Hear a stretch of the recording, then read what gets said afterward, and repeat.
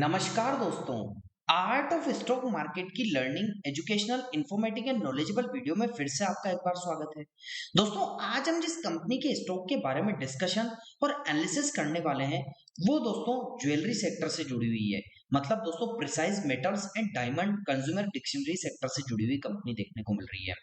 दोस्तों, आज हम बात करने वाले हैं पीसी ज्वेलरीज लिमिटेड के बारे में, जो कि ज्वेलरी कंपनी है, ज्वेलरी इंडस्ट्री से जुड़ी हुई कंपनी है। The company is engaged in manufacturing, retail and export of jewellery. मतलब दोस्तों ये ज्वेलरी की मैन्युफैक्चरिंग भी करती है। मतलब किन के लिए? रिटेल जो इन्वेस्टर्स हैं या रिटेल जो कस्टमर्स हैं उनके लिए, और दोस्तों एक्सपोर्ट भी करती है jewellery. The company approximately has 41 showroom under the PC jewellers brand. तो दोस्तों 41 शोरूम्स इनके ऑल इंडिया में आपको कहा जाए तो पीसी ज्वेलर्स के देखने को मिल जाएंगे। इसकी आज हम बात करने वाले हैं।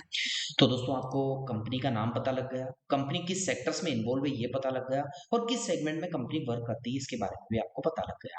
अब हम कंपनी से रिलेटेड फिलहाल के सेशन में क्या न्यूज निकल कर आई है उसको education, learning, information and knowledgeable purpose से एनालिसिस करने थे अपनी लैंग्वेज।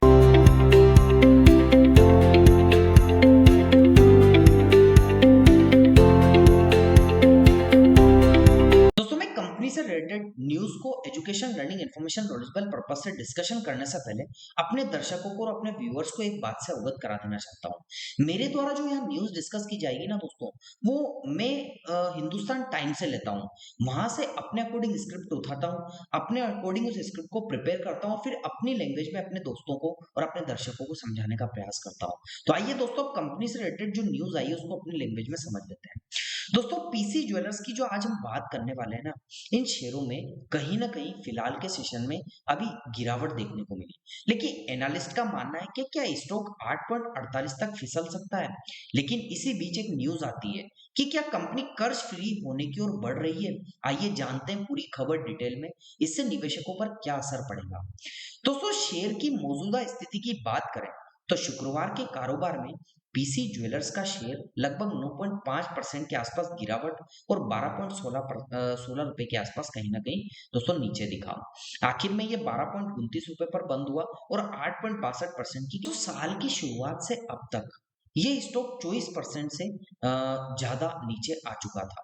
अब प्रेफरेंशियल अलॉटमेंट की बात करें तो हाल ही में कंपनी ने 18 करोड़ से ज्यादा इक्विटी शेयर लगभग 9.7 करोड़ कन्वर्टेबल वारंट जारी किए हैं।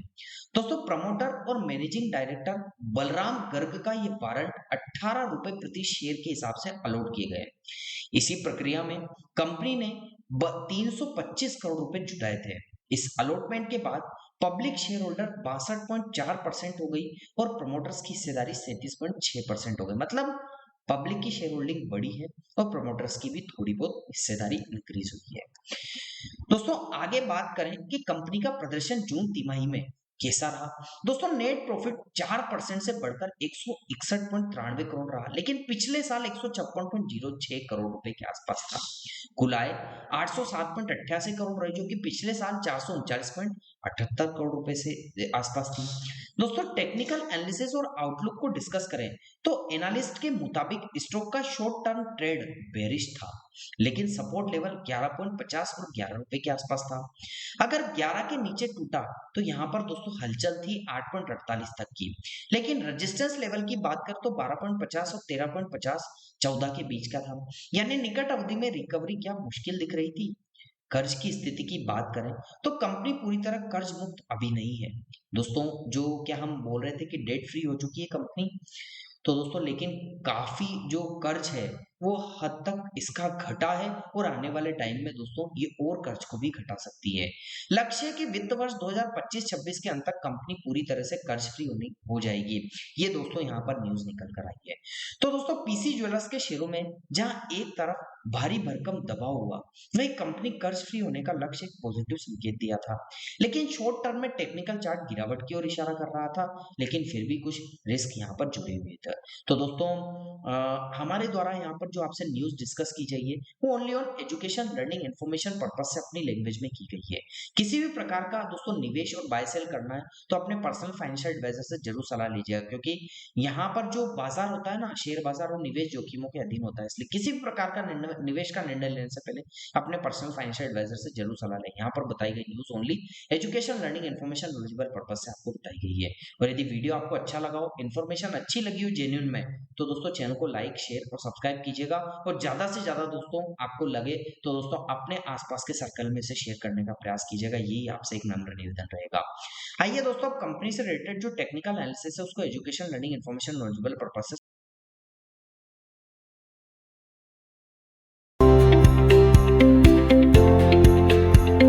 दोस्तों मैं कंपनी के टेक्निकल एनालिसिस को डिस्कशन करने के लिए मंथली चार्ट पर आपको लेकर आ चुका हूं।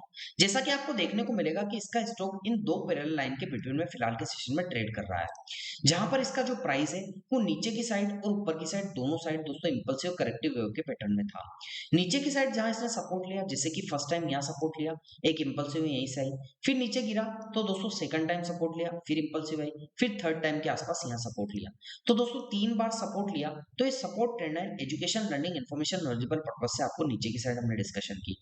ऊपर की साइड की बात करें तो जहां रेजिस्टेंस रिजेक्शन आया, जैसे कि फर्स्ट टाइम रेजिस्टेंस रिजेक्शन आया, सेकंड टाइम रेजिस्टेंस रिजेक्शन आया, तो दोस्तों ये रेजिस्टेंस ट्रेंड लाइन ऊपर की साइड इसके लिए एजुकेशन, लर्निंग पर्पज से हमने बताई। अब प्राइस की बात करें तो प्राइस तो दोस्तों अभी फिलहाल के सेशन में जो इसका प्राइस चल रहा है वो 12.34 रुपए के आसपास क्लोजिंग हुई है। अब प्राइस ऊपर या नीचे कहीं ना कहीं तो मोमेंटम करेगा, क्योंकि प्राइस का दोस्तों बिहेवियर ही मोमेंटम करना होता है। अब प्राइस ऊपर मोमेंटम करता है तो फर्स्ट रेजिस्टेंस ऊपर की साइड 18.48 का first resistance education, learning purpose से होगा। यदि इसको भी ब्रेक करता है तो सेकंड रेजिस्टेंस 26.66 का सेकंड रेजिस्टेंस आपको एजुकेशन, लर्निंग पर्पज से देखने को मिलेगा। ये दो रेजिस्टेंस ऊपर की साइड एजुकेशन, लर्निंग पर्पज से डिस्कस किए। यदि प्राइस दोस्तों यहां से नीचे आता है तो फर्स्ट सपोर्ट इसके लिए 11.42 का होगा, और फिर इसको भी ब्रेक करता है तो 4.50 का सेकंड सपोर्ट नीचे की साइड एजुकेशन, लर्निंग पर्पज से हो सकता है। तो दोनों साइड सपोर्ट और रेजिस्टेंस हमने education, learning, information, knowledgeable purpose से आपको डिस्कशन करके बताए, एनालिसिस करके बताए, और कैंडलस्टिक के बिहेवियर को भी बताने का प्रयास किया, और दो पैरेलल लाइन के बिटवीन में जैसा ट्रेड कर रही है वो भी बताया। टेक्निकल्स की बात करें तो 9 डे का एक्सप्लेनेशन वेज दोस्तों इस प्राइस के आसपास में ही फिलहाल के सेशन में ट्रेड करता हुआ देखने को मिल रहा है, इसी कैंडल्स के आसपास में ट्रेड कर रहा है।